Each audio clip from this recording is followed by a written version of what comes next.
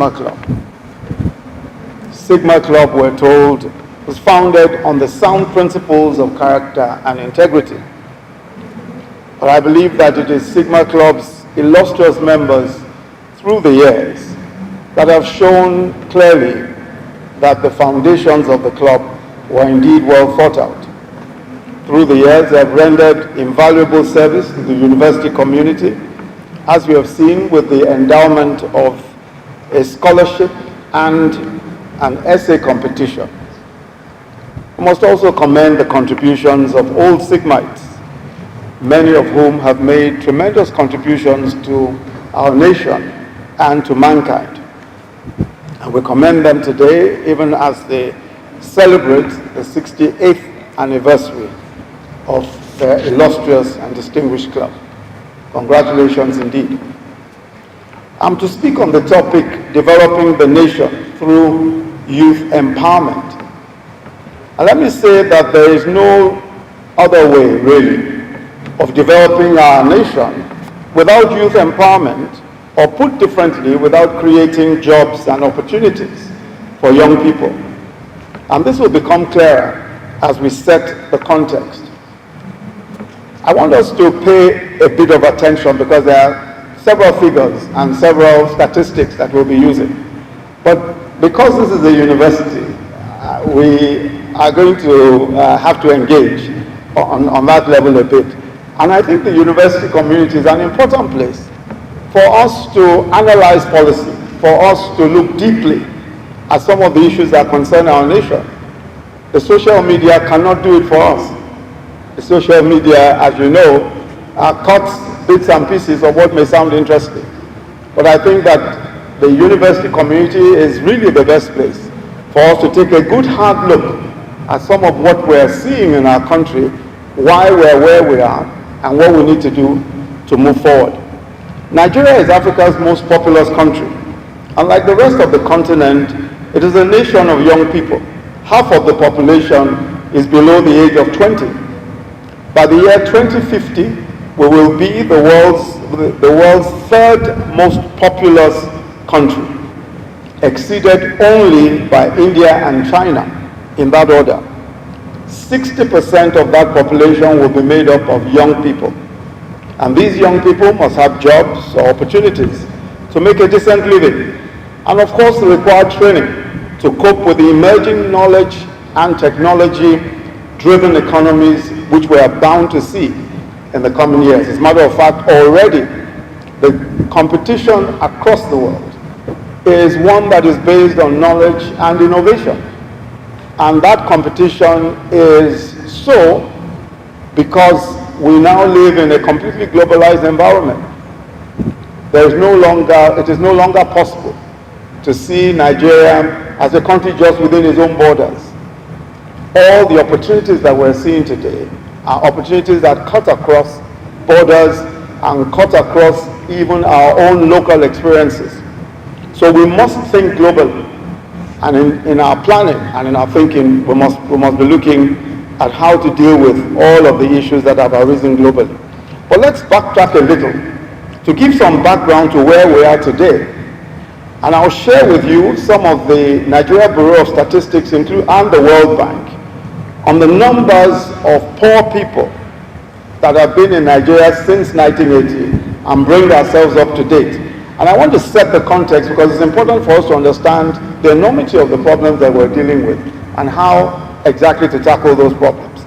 In 1980, we had 17.1 million persons who were said to be living in extreme poverty. These are persons unable to afford the basics, food, shelter, and clothing. By World Bank standards, persons who are unable to afford anything beyond $1.90 a day. In 1985, that number became 34.7 million, a jump, as you can see, from 17 million. In 1992, the number became 39.2 million. In 1996, the number became 67.1 million. In 2004, the number became 68.7 million. And in 2010, the number became 112.47 million. a jump of close to 40 million persons between 2004 and 2010. Now, today, the MBS is still doing the latest in what is called this household survey of poverty. So we don't have the latest in that 5-year cyclical figure. But as of 2010, we had 112.47 million extremely poor people. So in 1996, there were an estimated 61.7 million people. I'm just looking back at those statistics. In 2004, we saw that the number moved up to 68 million. And by 2010, that number, as we've seen, literally doubled. What happened between 2004 and 2010? How come the poverty numbers doubled between 2004 and 2010? From, as you can see, 67.1 in 2004 to 112.47 in 2010. What happened?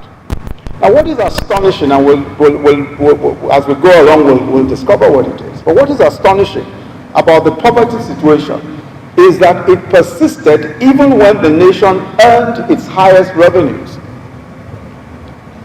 The nation was earning between 2004 and 2010, those were the periods when the nation earned one of its highest revenues. Between 2010 and 2014 are probably the highest.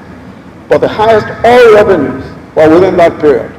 And poverty numbers continued to increase and even doubled. Now let me give you a sense of our oil earnings also from 1999 to date, just so that we understand exactly how much money we're talking about. And we can compare that with the poverty numbers. Between 1990 and 1998, we earned from oil, I'm looking at oil alone, there's of course taxes and all other sources of earnings. Between 1990 and 1998, we earned $119.8 billion. Between 1999 and 2009, we earned $481 billion US dollars. But between 2010 and 2014, a period of just 4 years, 2010 and 2014, we earned $381 billion. More than we earned in the 10-year period, 1999 to 2009. More than we earned in the period 1990 to 1998. In 4 years, 2010 to 2014, we earned 381 billion naira. Between 2015 and today, we have earned $112 billion. Not naira, I beg your pardon. All of this is dollars. Between 2015, June, and today, we have earned $112 billion US dollars. Now take the period between 2010 and 2015. For most of that period, as we've seen, Nigeria enjoyed an oil boom, with oil prices hovering around $100 to $114 per barrel. This is the period when we've earned the highest from oil in any period in our nation's existence. But during that period, our external reserves fell to $30 billion by the end of 2014. The number of out-of-school children as of 2015 was 10.3 million. And in that period, we piled up the highest debt in our nation's history.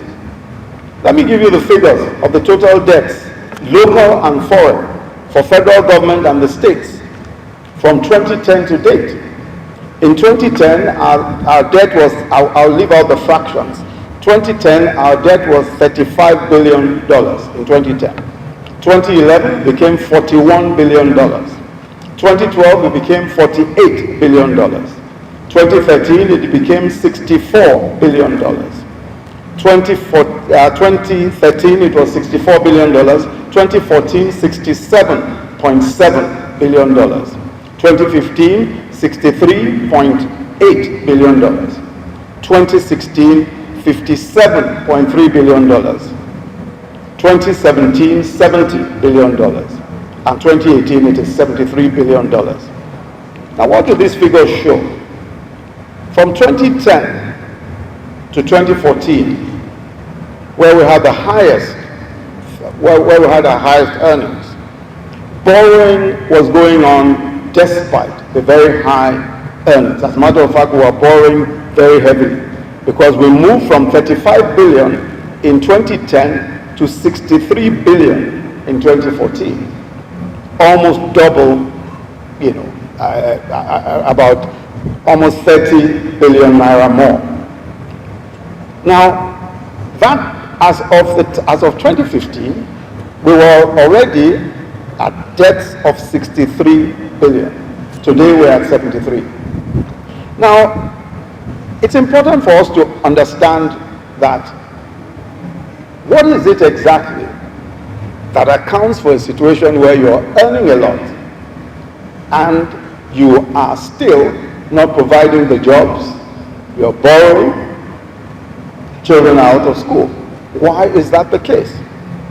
Let me explain very quickly, and this is what I've described as the paradox of high growth figures and rising poverty and unemployment. The first is that high oil revenues do not necessarily translate to jobs. That's the first thing I think we need to understand. Because the oil industry by itself simply doesn't produce enough jobs. It produces very few jobs by itself as an industry. Of course, to make it produce jobs, we need to go into, we certainly need to go beyond just producing oil and selling oil. And that really is a challenge by itself. But it's very important to understand that the oil industry by itself simply doesn't provide enough jobs. So the high revenues can only translate to jobs and better living standards if the revenues are invested and there is some measure of diversification of the economy. Of course, infrastructure, education, healthcare, and social protection for those who cannot work. The question, of course, is what happens to these revenues? What happened to the revenues? The most important drain on our public resources is grand corruption. The most important drain on our public resources is grand corruption. That's the most important drain. When you look at the stealing of public funds, the large amounts of public funds that are stolen, you will then be able to better understand why it is that despite high revenues, very little progress is made. And I refer to grand corruption because grand corruption, and I'll explain what grand corruption is, because it's different from corruption that is contract related. Contract related corruption is sort of corruption where somebody gives out a contract and some public official takes a percentage of that contract. But I'm talking here, when I talk about grand corruption, I'm talking about directly stealing from the treasury. That is to say, without necessarily doing any contracts at all, simply simply going to the treasury, the highest levels of government, and withdrawing money and spending it, privatizing it, stealing it, in short. Now that is the kind of thing I think that we really need to pay attention to in particular, because that is the essence of state capture. It is a heinous phenomenon that makes it possible for a country to have resources, huge resources, and yet not be able to benefit its people at all. And I'll give you an example, just to better understand what I'm talking about. Today we're doing a scheme called Trader Money, and I'm going to talk about it as we go along. Now that scheme is one where we're giving traders, these are petty traders, the lowest, in the pyramid, persons who are hawking and, doing petty trading. We're giving 2 million petty traders the total sum of 20 billion. That's the total sum. So 2 million petty traders are going to benefit from this. Most of them, their inventory, what they sell on their trays is not more than 3,000 naira. So when you look at some of these very small traders, you know that really what they require isn't very much. So we start with giving 10,000. When they pay back, you give 15, then you give 20, and it goes on like that until about 100,000. But that is 20 billion naira only. 20 billion naira only for 2 million people. Now, in one transaction that took place in 2014, 60 billion naira was withdrawn from the treasury, and we do not know what happened to it. It simply disappeared. Now, when you compare that to 20 billion naira for 2 million traders, you can imagine what can be done with 60 billion. It's just 3 times more. That's 6 million people. And that's just part of it. And in another transaction, 292 million US dollars simply was embezzled. 292 million US dollars in one transaction. 10 million US dollars is 3.6 billion. So you can imagine what kind of money we're talking about. This is what I refer to as grand corruption. I think it's very important for us to bear in mind that no nation on earth can possibly prosper when its resources, when the Commonwealth is fleeced in that manner. And this is the whole issue. This is the point. No matter how you slice it, if resources of the country are looted in the way that they were looted, it's almost impossible for the country to make progress. No matter how you slice it, we can argue from now till eternity. You and I know that if your personal resources are stolen, you're poor. That's how it works. And I think that it's important for us to keep ensuring that we do not miss that point, because it's possibly, and in my few years in the public service of this country as vice president, I have seen that were we to be able to deal with that problem, the problem of grand corruption, which is really one of the major issues we've tackled as a government, the resources available to us will be tremendous. That is why it is possible, for example, that today, and as you've seen from the figures, we're earning 60% less than was earned in the period 2010 to 2014, 60% less. And yet, we're spending 2.7 trillion on capital, the highest in the nation's history. Why? You can do more with less if you don't steal the money. That's how it works. You can do more with less if the money is still in your hands. That's how it works. And I want to say that flowing from that, and I've said that no economy can survive if there is a theft of its commonwealth. The third point, of course, is that you cannot invest in infrastructure and the creation of an enabling environment for business. And this is what we've seen through the years. Because we've lacked the resources, the quantity of resources required to invest in infrastructure, investments in infrastructure were not made. You cannot develop an economy where you don't have investments in rail, in roads, in power. You cannot. It just won't work. No matter what anybody says, no matter how they want to make it sound, it is simple common sense. The fourth is the lack of commitment to diversification of the economy, which would in turn provide multiple streams of income. And we've seen this time and time again. So let us just go quickly to what then is the plan to provide enough jobs, to build a country where young people will find the opportunities, will find the jobs, and can make progress. There is no nation on earth that is built by just a group of people called as leaders. Everybody must pay attention. Everybody must pay attention. If you don't pay attention, you will find that our future is lost. We must all pay attention. We cannot all participate in government, but we must pay attention. We must see what is going on. We must ask and scrutinize. We must say what exactly is going on here. If we don't, the Commonwealth would have disappeared long before we're aware. So it's important for us to pay attention.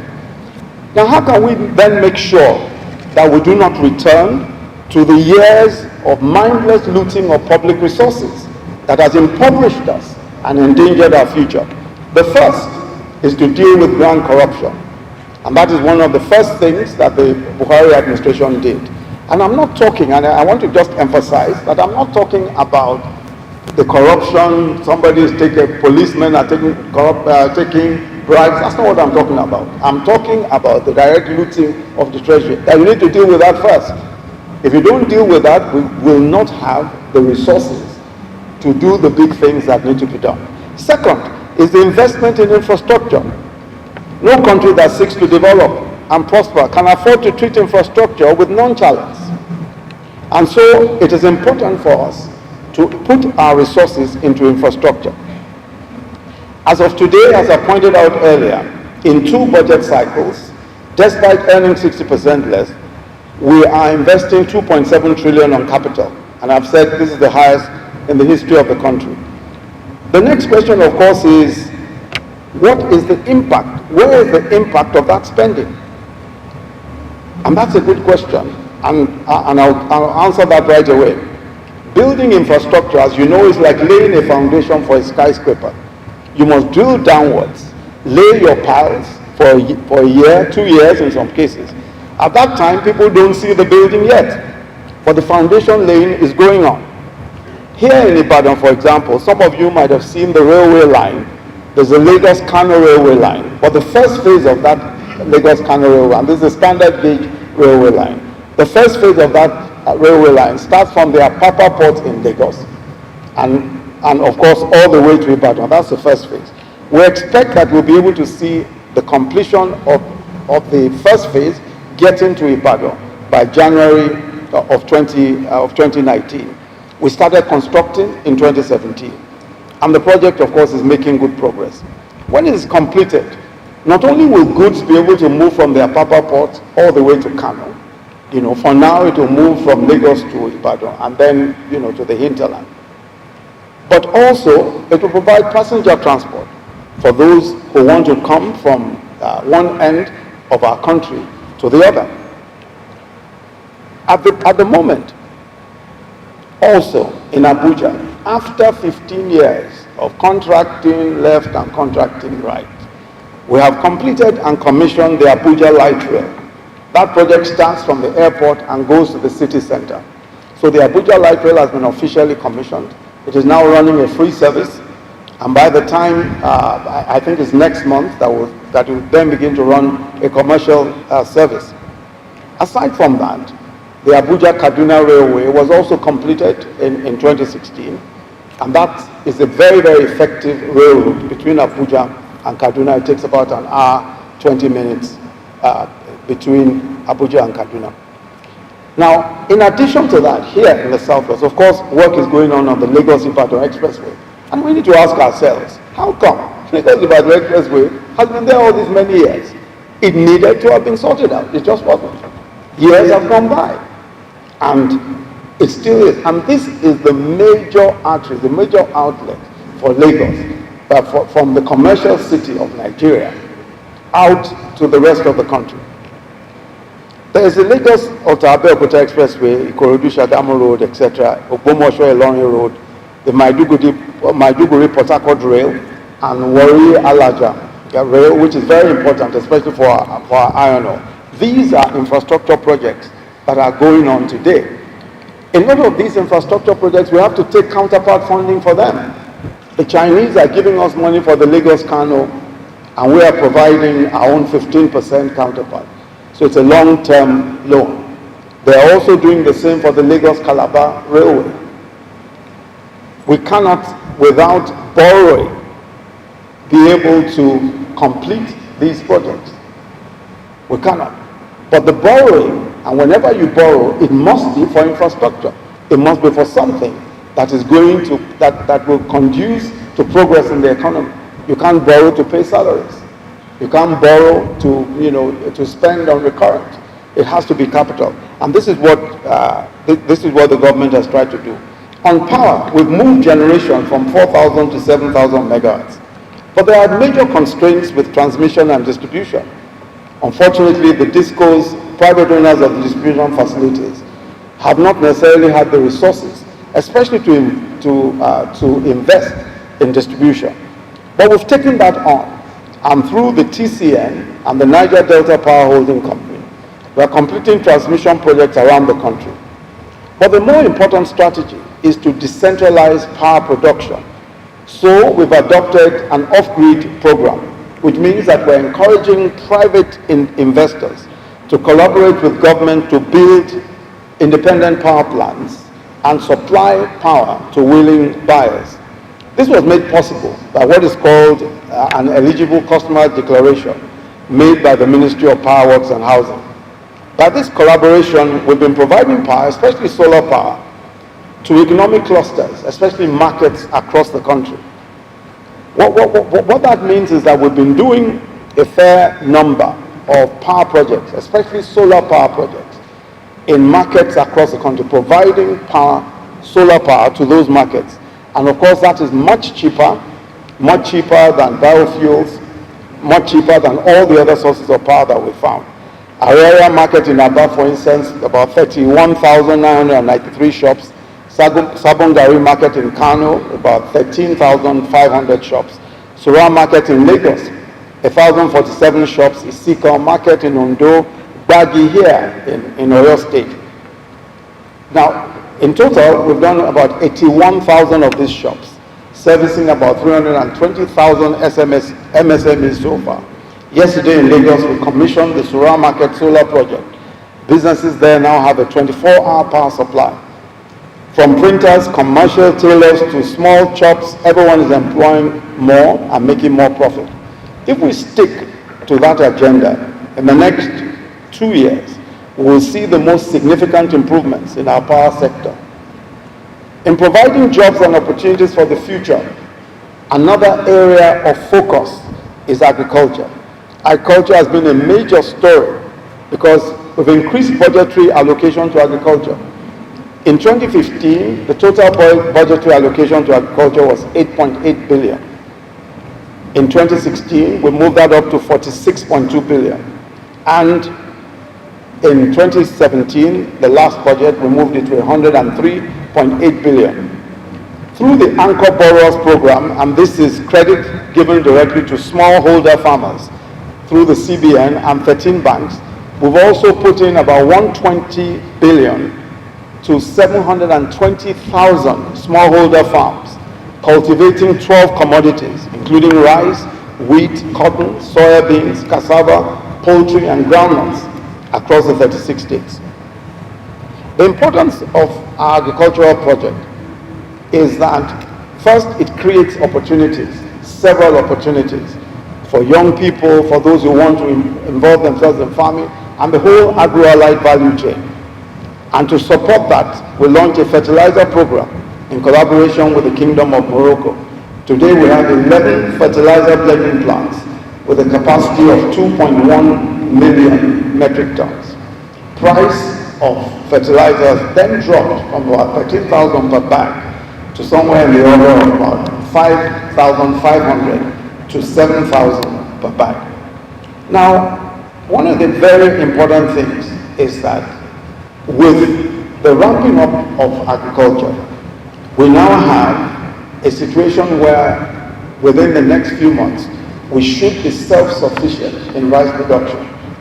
We were buying $5 million of rice every single day. $5 million a day of rice. That's the amount of importation. Today we are down to 2% of those imports. We're down to 2% of those imports. By focusing on agriculture, we know that this is an area where there is a great deal of opportunities, especially for young people, not even necessarily in participating in farming itself, but several of the opportunities around technology that we have seen, especially in the last few years. I'll give you a few examples.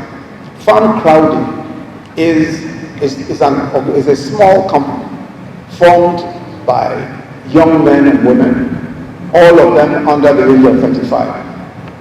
It's a digital agricultural portal that crowdsources funding for farms across Nigeria.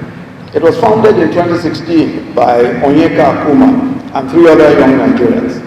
It works a bit like a mutual fund, pulling together money from multiple investors to establish farms and hire smallholder farmers to cultivate them, and then paying the investors dividends from the harvest from these farms. In December 2017, it raised $1 million in funding. So this is one of the very creative, innovative ways by which young people are not only investing in farming, but investing for others in farming. and making money for themselves and making money for their various investors. 4 years before farm crowding, in 2012, a lady called Yemi Imoloye founded Sultry, a cassava processing company in the rural town of Ado-Awaye in the southwest here, more than 200 kilometers from Lagos. The starch that farm produces from processed cassava is now being used by several leading Nigerian food manufacturing companies, including Nestle, Unilever, and Nigerian breweries, as increasingly replace imported starch with locally produced varieties. Sultry is one of those companies that found growth opportunities even in the midst of the recession, as companies cut down their imports. In 2015, its revenues grew threefold, and in 2016, it began building a second production line. Another young Nigerian, Kola Marshall, Babangona is the name of his company. What he does is that he supports smallholder farmers in northern Nigeria with financing, with agricultural input, with training and marketing. And is leveraging his experience in the private sector in particular and changing the lives of several thousands of struggling farmers. There's another small company called Fresh Direct by a very young Nigerian also. I don't even believe she's 30, Angel Adelaja. She has perfected an innovative approach to farming using disused containers without soil and very little water. And what she's doing is probably going to be the beginning of an urban farming revolution in Nigeria. The interesting thing about all of this is that young people have an edge where technology is concerned. And a lot of young people are bringing their cutting-edge knowledge of technology to bear on several different businesses. And I have no doubt that some people sitting here in this room might even take the advantage of some of these opportunities. And the opportunities are growing every day. An area where we've launched some of the most aggressive drives is the tech space. The future of jobs is in technology and innovation. We've partnered with local and international technology companies in the building of tech hubs and promoting innovation. Our aim is to democratize access to innovation and cyber commerce and create jobs. In September 2017, we hosted Mark Zuckerberg, the founder and CEO of Facebook, at the Astor Villa Demo Day. And after that event, we went on to partner with the World Bank to launch a business plan for young entrepreneurs who participated in the qualifying stages of that competition.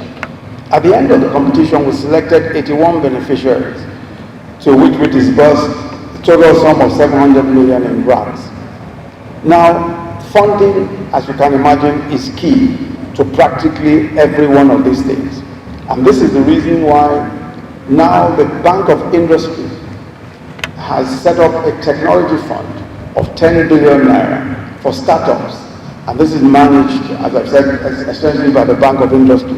And then the Development Bank of Nigeria.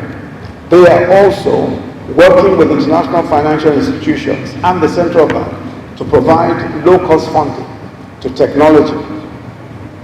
Now, there's so much that can be done in the area of technology and so much that is being done. I have been personally to about 11 or 12 different technology hubs in Nigeria, and we are collaborating with these hubs. In these hubs, there are young Nigerians who are working on different forms of innovation, different forms of innovative technology. In Yola, we have some who are in the humanitarian hub there. In Edo State, we've seen some incredible work going on. I was just in Genesis Hub in Enugu State. There are so many all over the country and so much that's going on. We're collaborating with Civic Hub, which is in Abuja, and they are doing what is called the Universities Challenge. The Universities Challenge is the Students Innovation Challenge. I hope there are people here who are participating in that. And the 6 geopolitical zones. And what they're doing is that we're looking at the best innovations coming from the different universities. Those innovations will then be backed by funding. The best innovations will be backed by funding from the Bank of Industry and the Central Bank of Nigeria. so that we can get the very best of those innovations, grow them into businesses, and they can attract jobs. But let me just give you a few examples of some of what we're seeing already in terms of jobs, in terms of technology companies that are providing jobs. In the fintech space in particular, payment, in the payment systems, there is so much that's going on. I'll just give it just two examples. Paystack, I'm sure some may have heard of Paystack. This is a safe payment system which offers seamless money transactions between customers. It was established in 2016 by two young Nigerians and the alumni of Babcock University, Shola Akinlade and Ezra Olubi. Within the first 3 months of 2018, they have processed over 3 billion and they're generating 40 billion naira annually for Nigerian businesses. The company is today powering over 9,000 businesses that did not exist 2 years ago. Paystack has over 50 employees. All of them are under 35 years old. All of the employees, including the founders. There is also Andela. I don't know how many have heard of Andela. And this is a multinational company specializing in training software developers. What they do is they just train software developers. It was co-founded by a Nigerian, Yemi. Yemi is not even 30 years old yet. And the company estimates that in 10 years, and this is what they are working on, there will be 1.3 million software development jobs and only 40,000 computer science graduates to fill them. So they're saying, by their projections, there will be 1.3 million software development jobs. Those jobs are already coming up. But there will only be 40,000 trained hands to get those jobs. So there's clearly a huge vacuum in terms of competent young individuals who can take up these jobs. The company's vision is to change the future of Nigeria and the African continent. And they're looking and getting talent from everywhere. Today, the company has about 1,000 employees worldwide. The truth of the matter is that no matter how you look at it, technology is where the great opportunities are. And you find technology in the creative arts as well. Already, Warner Brothers has come to Nigeria looking for persons who are skilled in animated cartoons. One of the things we're doing with our NPower program is that we're training 15,000 persons in the skills required for animation. We're training 15,000 of them. And already there are about 5 or 6 businesses around animated cartoons. The scope of opportunity is huge. And our business as government is to support that as much as possible. Our technology agenda is premised on our new education curriculum, which emphasizes STEAM, not STEM, but STEAM, science, technology, engineering, arts, and math. We are currently developing that curriculum, especially the science, technology, and engineering and math aspect of it, with the Massachusetts Institute of Technology, MIT, with Cisco Academy, with IBM, and with the Oracle Academy. That nationwide curriculum is one that we expect will incorporate 21st century STEAM thinking, namely things like coding, design skills, digital arts, robotics, machine learning, and so on. The curriculum will cover primary to secondary education with the skills that are necessary to equip young people for the coming years. The arts component of that vision is also extremely important to us. Visual arts, dance, music, film and theater, comedy, literature, and so many more fields. I think that Nigeria has proved to the world that we have the talent and originality and ambition. But what is important is that that talent and originality, that ambition, must be turned to cash, it must be turned to jobs. Without turning it to cash and jobs, without the skills required to do so, it will just be talent. And that is one of the reasons why, especially for technology and entertainment, the President asked that we set up a special advisory group of major players in technology and entertainment in order to advise on policy and to develop policy. Policy has to change and is changing very quickly in those fields. But in order to do so effectively, we need to have these young men and women who are out there doing this business in the policy groups. I have the privilege of chairing that technology and creativity advisory group, and we've been working on various policies and projects. Just as an example, the payment systems that we have, all these payment companies that are facilitating payments, many of them are competing with banks. So the banks are saying, you don't have banking licenses, but you are competing with us. So we need to develop policy for payment systems. We need to develop policies for fintech companies. The banks can't hold innovation down. They can't stop innovation. They can't tell us that we must go back to the past. But we must also ensure that we regulate anybody who is involved in payment systems, not only to prevent unfair competition, but also to ensure that these are systems that have integrity and they're systems that will not end up robbing Nigerians of their hard-earned resources. So there's a lot of work going on at the Technology and Creativity Advisory Group, a lot of very interesting conversations going on, and a lot of young people who are involved in the whole process of developing policy. The third and final aspect of what I will talk about is the Social Investment Program. Now, the Social Investment Program is the largest and most ambitious social protection program in the history of Nigeria. We provided for it 500 billion in both the 2016 and 2017 budget. But what we spent so far is 250 billion from both budgets. The program has 4 components. The Empower program, which is a graduate employment scheme, and that's the largest tertiary job project in Africa. We are employing at the moment 500,000 graduates, and they are recruited as teachers, agriculture extension workers, and as public health officials.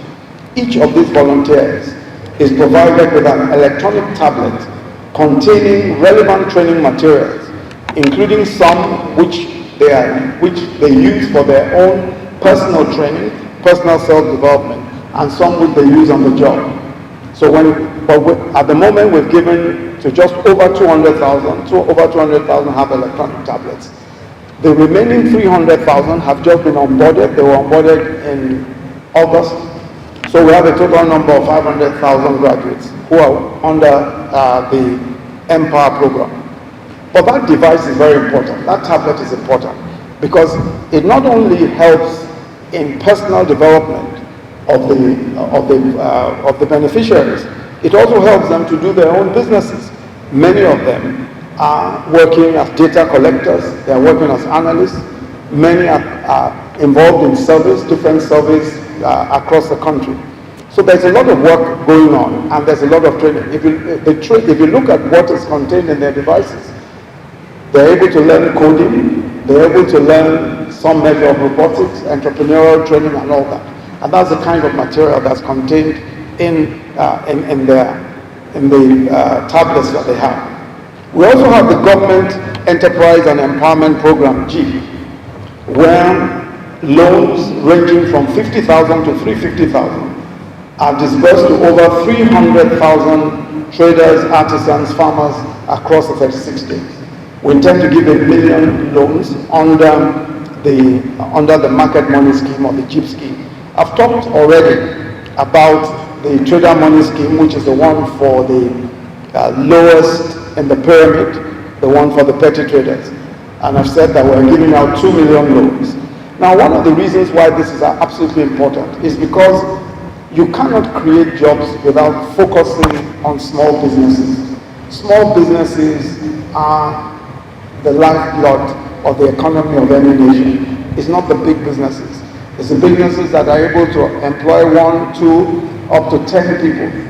If you're able to do millions of those kinds of businesses, then you can truly have your GDP improving at a rate that will be much faster than if you had a few large companies, because the small companies provide the jobs. So the focus is on giving credit to these small companies. A lot of the credit is direct intervention because the banking system, as you know, most loans coming out of the banks are far too expensive. So what we've tried to do is to give direct intervention through the BOI, through the GIP, which is the Government Enterprise and Empowerment Scheme, and then the ones that are being given directly to the trader money people. Of course, what we found also is that with giving money to the small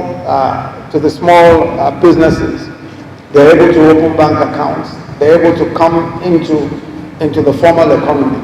In fact, so far, in a short period of about 18 months, we've opened about close to 500,000 new bank accounts and wallets for beneficiaries and intending beneficiaries. So in conclusion, Nigeria's future lies in the hands of the youth. But that future is already here. Our role is to ensure that we deliver the environment that makes that possible. And when I say our role, I speak about government, the public sector in particular. To young people, my message is that you must be vigilant and you must hold your leaders to account. You must take time to study the facts, take time to scrutinize the arguments, and take time to question the arguments. The future truly belongs to you. There's no need for anybody to argue that, because the future is all about you. But that future can only be guaranteed by your own vigilance and by making sure that those you have entrusted with power use that power only for the benefit of the people of our great country. Thank you.